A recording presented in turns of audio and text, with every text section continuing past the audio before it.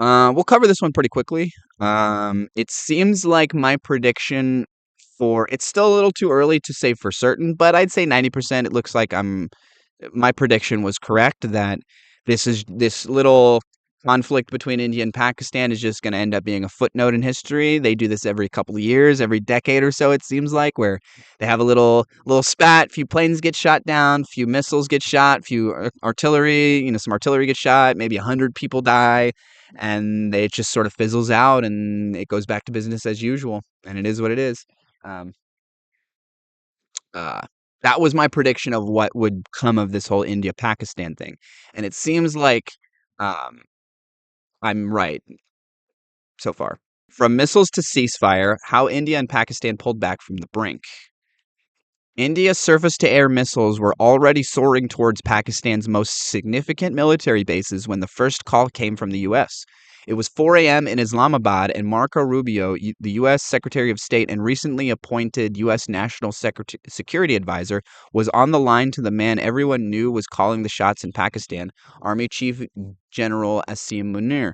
Okay, hold on. I'm already skeptical about how this article is going to frame the situation because my understanding is that the Trump administration tried to come out and insert themselves in the middle of this and claim that they played a role in brokering a peace agreement. But then India themselves came out like the next day and was basically like, no, don't listen to them. They had no hand in this.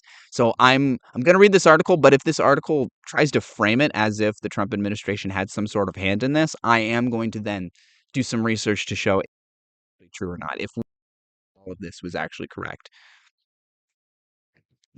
It was the beginning of 8 hours of negotiations mediated by the U.S. that finally secured a fragile ceasefire between India and Pakistan at midday on Saturday, according to two Pakistan security and intelligence officials who spoke to The Guardian. The agreement was first publicly announced by President Donald Trump on his Truth Social platform, although Pakistan said the U.S. president never personally made any calls to their side during the negotiations. Okay, yeah, so that is it Pakistan that said that they had no role in this? So Pakistan is claiming that the US has no role in this. So at least one part of the equation is claiming that. When India first launched missiles at Pakistan early on Wednesday as retribution for a military in India administered Kashmir in April that killed 26 people, the US showed little interest in getting involved. The US had already had the right to defend itself after the Kashmir attack. The India blah blah blah. The US had already said India had the right to defend itself after the Kashmir attack, and India framed its strikes on Pakistan as solely hitting terrorist camps and threatened its national security rather than any civilian or military targets. Asked in the Oval Office that day about the escalating tensions between India and Pakistan, Trump said dismissively, "They've been fighting for a long time. I just hope it ends very quickly."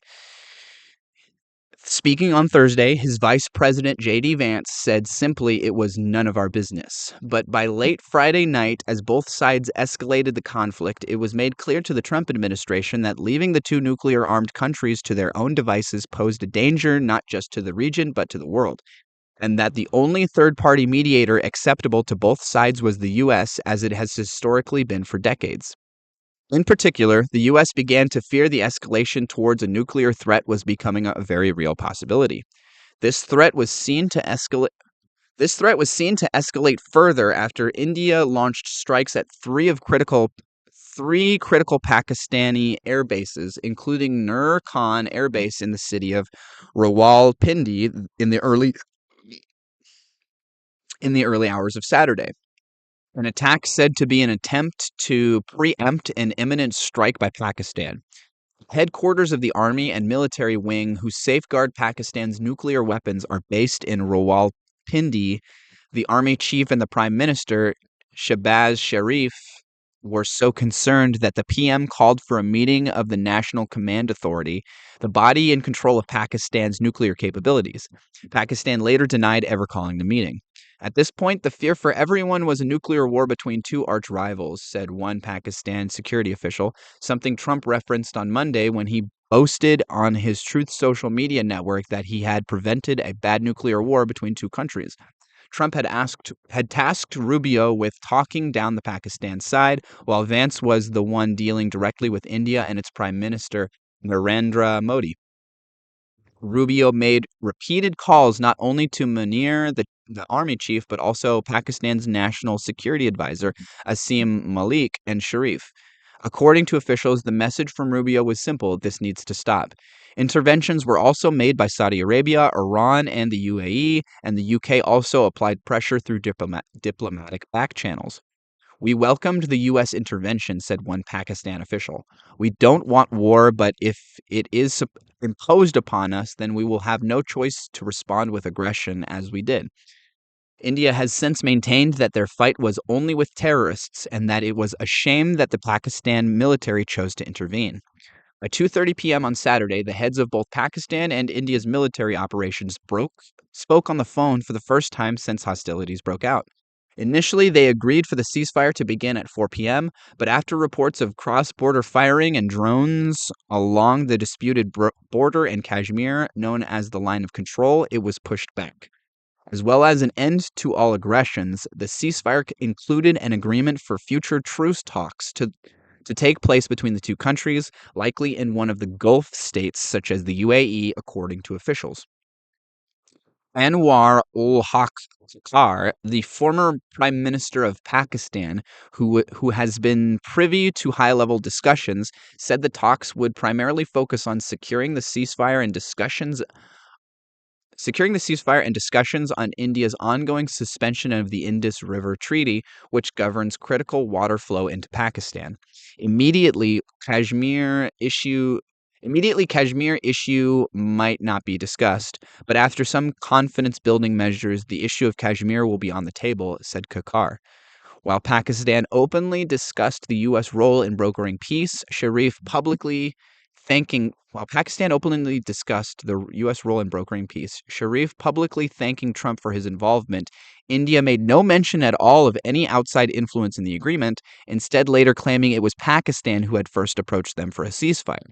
Indian officials, yeah, that's my understanding, was that basically they tried to act like they did something, and like the fact that you have diplomatic contact between the US and India and Pakistan does not mean anything in and of itself. That does not mean that you're trying to, like, that you brokered the deal, or the fact that you're talking to them about the conflict at all does not mean that you're like the chief negotiator or something. That's just ridiculous. It's the classic Trump playbook to pretend like he's doing something when he's not. Indian officials did not respond to requests by The Guardian to discuss the ceasefire negotiations. However, analysts said India's refusal to discuss any U.S. role in a ceasefire was indicative of the Modi government's non alignment foreign policy and its bullish rejection of outside interference in India's affairs. On Sunday, Trump, who seemed to have discovered a newfound interest in the subcontinent, tweeted that he was willing to work with India to see if, after 1,000 years, a solution can be arrived at concerning Kashmir. India and Pakistan's dispute over Kashmir dates back not thousands of years, but instead to 1947, after the partition of India and the formation of Pakistan. The two countries have since fought 3 wars over the region, which remain divided between both. Indian administered Kashmir is home to a decades long violent insurgency said to be backed and funded by Pakistan and is one of the most militarized zones in the world. India has historically rejected third-party mediation on Kashmir, viewing it as a sovereign issue, and remains highly sensitive to any discussion over it at an international level. Interesting. So basically, this aligns with my understanding of how things played out. That for the most part, the ceasefire went off, and that Trump administration tried to claim some. Yeah, my understanding is they tried to claim some credit for all of this, and that they really the amount of credit that they're owed in this is very questionable. And with their track record of lying about stuff and claiming that they've done stuff when they haven't, and yada yada yada, I think it is totally reasonable for me to just be like, yeah, I believe India and Pakistan on this one, and I have no faith that the Trump administration is telling the truth.